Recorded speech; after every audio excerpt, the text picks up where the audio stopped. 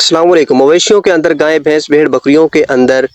ایک خطرناک بیماری جس کا نام لسٹیریوسس یعنی کہ چکری والی بیماری بھی جسے کہتے ہیں، ایک عام اور خطرناک بیماری ہے جو کہ سردیوں کے موسم میں جاتی اور باہر کے موسم میں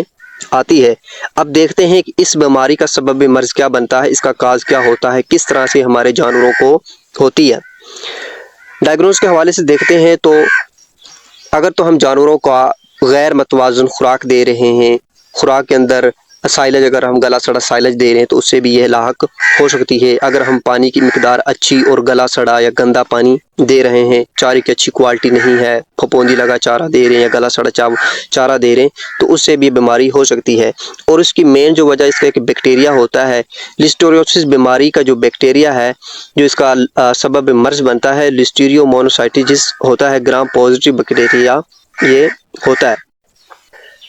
دراصل دماغ کی یہ بیماری ہوتی ہے جس کے اندر دماغ کی جھلیوں کی سوزش ہو جاتی ہے۔ اس کے اندر کیا ہوتا ہے کہ سر کا ایک طرف کا حصہ یعنی کہ یونیلیٹرل پیرالائسس ہو جاتا ہے، یعنی کہ جانور کا ایک طرف کا سر کا ایک طرف کا حصے کو فالج ہو جاتا ہے۔ کیا ہوتا ہے کہ پہلے دن اگر ہم جانور کو دیکھتے ہیں کہ اس کو 104 سے 105 فارنہائٹ ہو جاتا ہے، دوسرے دن پر بھی اس جانور کا جو فارنہائٹ ہوتا ہے وہ یہی رہتا ہے، لیکن اس کے بعد کیا ہوتا ہے کہ جانور ہمارا تھوڑا ڈل ہو جاتا ہے، اگریسو فارم میں چلا جاتا ہے اور جانور اس طرح کے علامات شو کرتا ہے جس طرح سے ہمارا جانور ریبیز کا شکار ہو، منہ سے رالے وغیرہ جانور نکالتا ہے، جانور کا ایک طرف کا جو حصہ ہوتا ہے وہ سر جو ہوتا ہے وہ بالکل وہ نیچے کی طرف جھکا دیتا ہے، ٹھیک ہے، اس طرف کا جو کان ہوتا ہے جانور کا وہ بھی نیچے کی طرف جھکا ہوتا ہے اور ایک طرف سے جانور زبان بھی اپنی باہر نکال دیتا ہے، کان بھی ایک طرف جانور کے لٹک جاتے ہیں اور جانور اپنے سر کو کسی چیز کے سہارے ٹیک کر کھڑا رہتا ہے اور جانور گول گول چکر لگانا شروع کر دیتا ہے۔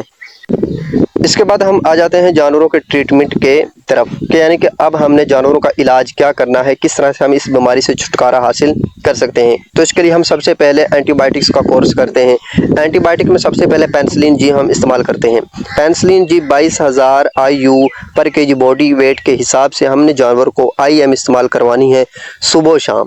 اس کے بعد ہم نے دوسری اینٹی بائیوٹک آکسی ٹیٹرا سائکلین استعمال کروانی ہے، یہ ہم نے 16.5 ml، یہ بھی ہم نے پر kg باڈی ویٹ کے حساب سے 24 گھنٹے کے اندر ایک بار لازمی استعمال کروانی ہے۔ اس کے بعد اگر تو ہمارا جانور نان پریگننٹ ہے، جانور ہمارا گبن نہیں ہے، تو پھر ہم نے ڈیکسامیتھاسون اسٹیرائڈ ہم نے استعمال کروانا ہے۔ اس کے ساتھ ساتھ ہی ہم نے جانور کو فلوئڈ تھراپی بھی لازمی کروانی ہے اور فلوئڈ تھراپی کے اندر ہم نے B12 وٹامنس کے انجیکشن استعمال کروانے ہیں،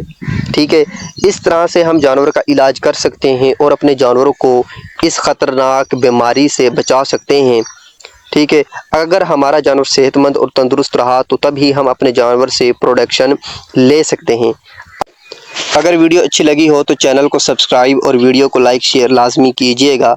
تاکہ یہ ویڈیو دوسرے لوگوں تک بھی پہنچ سکے، تاکہ اور لوگ بھی اس سے فائدہ اٹھا سکیں اور اپنے جانوروں کو محفوظ کر سکیں۔